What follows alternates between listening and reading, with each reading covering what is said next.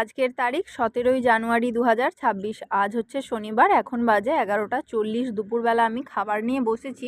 তো এটা অ্যাকচুয়ালি খাবার নয়, জানেন তো। এটা হচ্ছে যে ঠাকুরের প্রসাদ।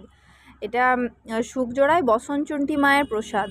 এখানে ভাত, একটা ফুলকপির তরকারি। এটা গতকাল রাত্রিরে হয়েছিল, গতকাল রাত্রিরে আর যেতে পারিনি, ওই জন্য আজ মেজোমামু রেখে দিয়েছিলেন, আজ এনেছি, এনে খাচ্ছি। এটা ফুলকপির তরকারি। আর এটা একটা মাছ, ওই পোড়ার মতো আর কি, শাল পাতার মধ্যে মোড়ানো ছিল। এই যে এটা টোটালটা এখান থেকে আমি একটু নিয়েছি।